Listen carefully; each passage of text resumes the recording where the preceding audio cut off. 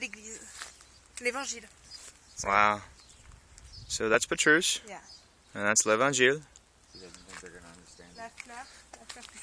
He's video and doesn't think you're going to understand it. And we're at Le Gay. First thing Brandon notices how tight the bunches are. I mean, how tight they are, how close they are together. Everything is close to each other.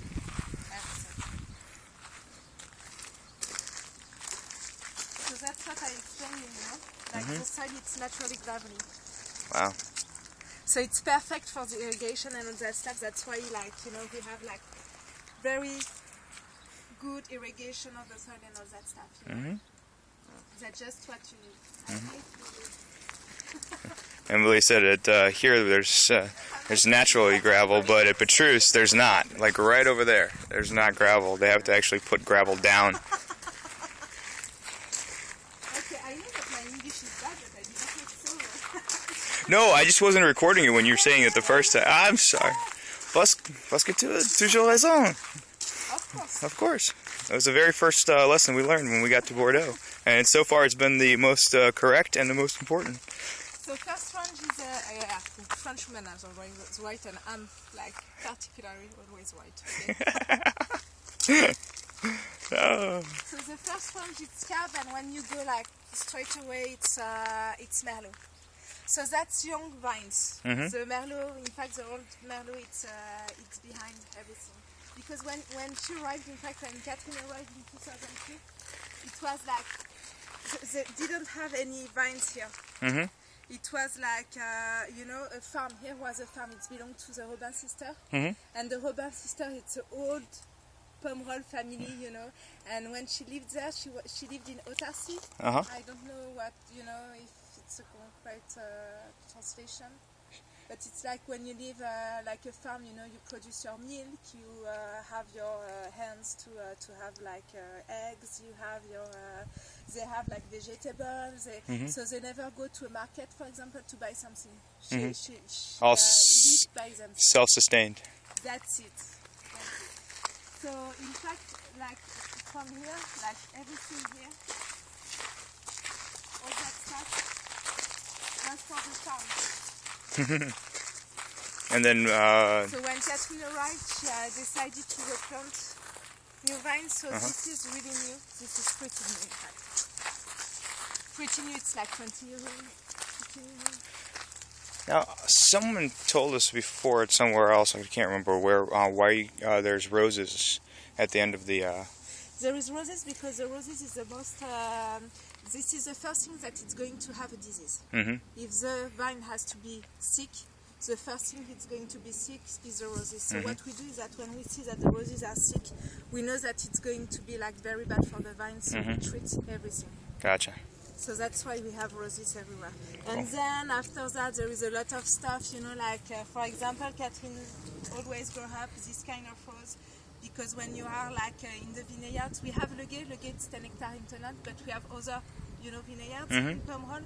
And when you see this rose, you know that it's Catherine vineyards. So after, you know, it's like, but the roses are really important. Yeah. For the vines. So just to show you the difference, so that's young. See the style, and that's natural in fact. Rocks. Cool rocks. That's why it's like, you know, it's so nice. And look at, we still continue to go on the top of the hill, in fact. That's always clean. This is what my driveway looks like in Louisiana.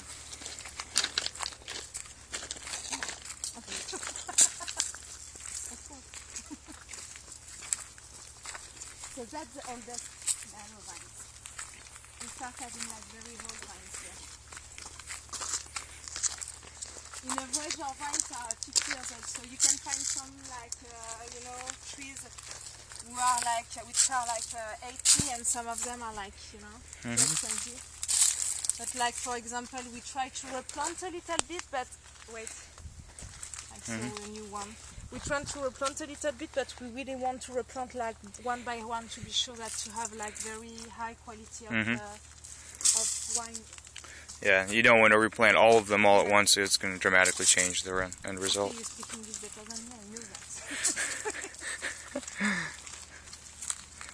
So that's our babies. Ah. That's the Merlot one. That's the beginning.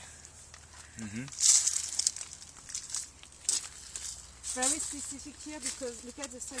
You know, it's like still. It didn't rain since maybe a week, and it's still like wet because it's rained a lot since June 1st. In fact, since the first day of June. Crazy. Look, that's old. Yes, that is very, really very old one. wow.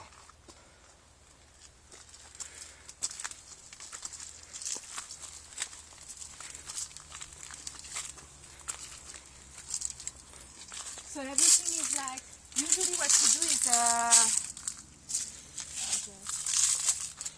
Oh yeah, we saw those in Rio Spices. It's only on this one though, right? Usually what we do is like we do, so we try to not treat a lot the vines, okay? We don't want like a lot of chemical product and all that stuff. We are against that, and what it's very important for us to not have a lot of human, you know, intervention, exactly. So usually we do like very few green harvests, very few, and in weather like that, because we don't have good spring weather, we didn't do anything. Just wait, look at the soil, you know. We just wait to be sure that and we don't want to intervene. And all of these here are Merlot, right? Or is there? These are Merlot. Merlot, gotcha. The cab is there. Okay. You know. Gotcha. And what we did really is that we put the youngest vines there, you know, to be sure that we do Le Gay with this old kind of, you know, vines, and the youngest one, it's for Emilie RIedel-Dombey. Okay.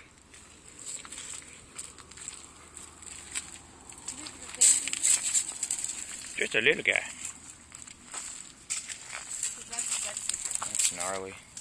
And that's where I was harvesting. When do you guys usually start harvest? Usually we try to start like mid-September, but it depends of the year, you know. We don't want to finish too late, but sometimes you have to finish like at the end of September. So like in really, really good years, like 2009 or 2005? We finished earlier. Earlier, yeah. Because what we do is like a selection for Le Gay, for example, we do a selection of the grape. So when you harvest, you know, you say, okay, this grape is good to harvest, but this is maybe not. So I don't harvest it. And I come back like a week later maybe to harvest it because it's at the perfect maturation. Gotcha. That's what we do. And we really try to have like perfect balanced grapes. So in fact, we really check like perfect, you know, balance between acidity and sugar. So to be sure to have like homogeneity in our wine. When you guys check for sugar levels, do you do them in bricks? Like... No, what we do usually we use we did analysis in the lab. That's great. Yeah.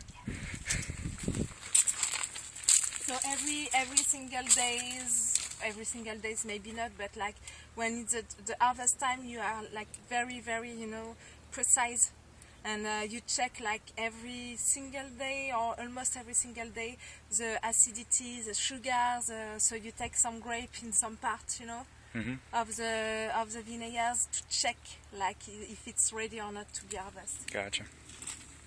Michel Roland. You work with Michel Roland. Does he consult on Linda Flor as well? He consults on all our wine. Oh, Linda Flor and here. And the best taste for the acidity, you know, of the grape during the harvest is your palate. When you taste the grape and you're like, you know, the skin is important, the acidity, the sugar, everything is important. So the best thing is when you taste it. Awesome. Cool.